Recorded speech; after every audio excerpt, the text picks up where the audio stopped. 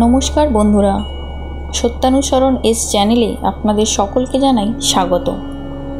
আজকের যে বিষয়টি নিয়ে আলোচনা করব সেটি অতি গুরুত্বপূর্ণ একটি বিষয়। আমরা জানি শ্রাবণ মাস শুরু হয়ে গেছে এবং এই শ্রাবণ মাস বাবা ভোলানাথের একটি পবিত্র মাস বলে গণ্য করা হয়।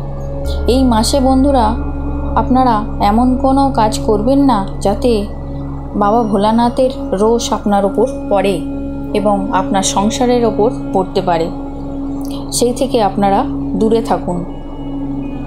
তার আগে বলি বন্ধুরা, আপনারা ভিডিওটি প্রথম দেখে থাকলে চ্যানেলটি সাবস্ক্রাইব করে রাখুন পরবর্তী ভিডিওর আপডেট পেতে, এবং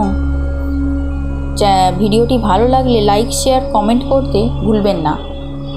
ভিডিওটি শেষ পর্যন্ত দেখার অনুরোধ রইল। প্রথমেই বলি বন্ধুরা, এই শ্রাবণ মাসের প্রত্যেকটি সোমবার আপনারা বাবা ভোলানাথের পূজা অর্চনা করতে ভুলবেন না। তাকে ভক্তি সহকারে পূজা অর্চনা করবেন।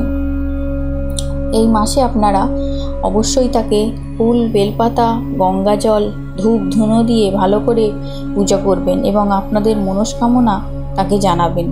দেখবেন তার আশীর্বাদ নিশ্চয়ই আপনাদের ওপর বিরাজ করবে।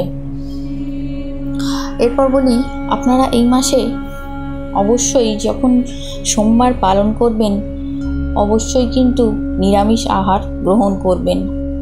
আপনারা বন্ধুরা এই শ্রাবণ মাসে পারলে পুরো শ্রাবণ মাসই নিরামিষ আহার গ্রহণ করবেন, কারণ এই মাসে ভোলানাথের মাস। এই মাসে ওনাকে সন্তুষ্ট করলে আপনারা পেতে পারেন তার আশীর্বাদ এবং আপনাদের সমস্ত দুঃখ কষ্ট নিবারণ হতে পারে বাবা ভোলানাথের আশীর্বাদে। তাই এই মাসে আপনারা পারলে নিরামিষ আহার গ্রহণ করবেন। সেটি যদি সম্ভব না হয় তাহলে আপনারা প্রত্যেক সোমবার যখন পূজা অর্চনা করবেন প্রত্যেক সোমবার অন্তত নিরামিষ আহার গ্রহণ করতে চেষ্টা করবেন। অবশ্যই দেখবেন সোমবার যেন কোনো প্রাণীর হত্যা যেন না হয়, আপনারা যেন নিরামিষ আহার গ্রহণ করবেন। তাতে দেখবেন বাবা ভোলানাথের আশীর্বাদ আপনার ওপর বিরাজ করবে। এই ছিল আজকের ভিডিওটি পছন্দ হলে লাইক, শেয়ার, কমেন্ট করতে ভুলবেন না। ভিডিওটি শেষ পর্যন্ত দেখার জন্য ধন্যবাদ।